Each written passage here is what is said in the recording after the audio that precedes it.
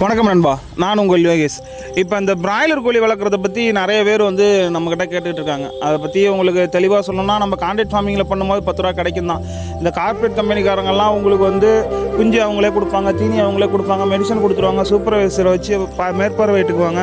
அவங்களோட மோட்டிவ் வந்து உங்கள்கிட்ட கோழி கொடுக்கறது கிடையாது, தீனி கொடுக்குறது. ஏன்னா உங்களுக்கு கோழி குஞ்சு கொடுத்து வளர்க்க சொல்கிற பெரிய பெரிய கார்ப்பரேட் கம்பெனிக்காரன் எல்லாருமே வந்து பார்த்திங்கன்னா ஓனாக வந்து ஃபீடு கம்பெனி வச்சுருப்பான்.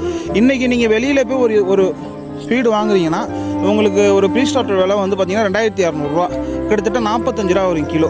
மற்ற எது ஸ்டார்டர் வாங்கினீங்கனாலுமே 2150 ரூபா, ஃபினிஷர் வாங்கினாலுமே 2150 ரூபா, உங்களுக்கு 40 ரூபா 45 ரூபா தான் கணக்கு வரும். ஒரு கோழி வந்து 2.5 கிலோலேருந்து 3 கிலோ வரைக்கும் சாப்பிடும். அப்போ 2.5 கிலோலேருந்து 3 கிலோ சாப்பிடுதுன்னா உங்களுக்கு அதுவே அடக்கம் வந்து 120 130 ரூபா 130 ரூபா வந்துடும். அது இல்லாமல் கோழி குஞ்சோட விலை வந்து ஒரு 35 ரூபாயிலேருந்து 40 ரூபா வந்துடும்.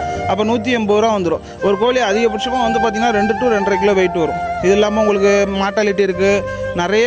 அது வந்து பார்த்திங்கன்னா உங்களுக்கு புரியும் என்னென்னா எதனால் இதை சொல்ல வரேன்னா, தனியாக நீங்கள் ஒரு 500 கோழி 1000 கோழி வாங்கி வளர்த்திங்கன்னா நீங்கள் ஓனாக கறிக்கடை வச்சுருந்தீங்கன்னா உங்களுக்கு 10 ரூபா மிச்சமாகும். ஏன்னா இன்றைக்கி பேப்பர் ரேட்டு 90 ரூபாயிலேருந்து 100 ரூபா, அவ்வளோதான். அதுக்கு மேலே விற்காது.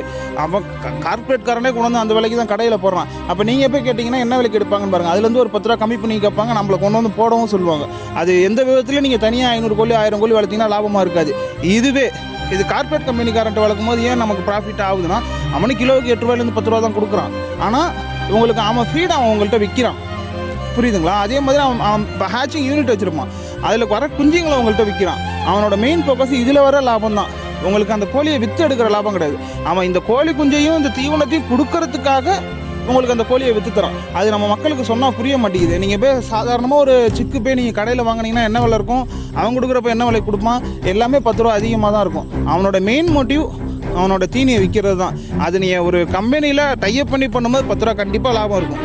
ஆனால் நீங்களாம் வந்து 500 கோழி 1000 கோழி எடுத்து இது பண்ணிங்கன்னா கறிக்கடை வச்சுருக்கவங்க தான் உங்களை சாப்பிட்டு போவாங்க.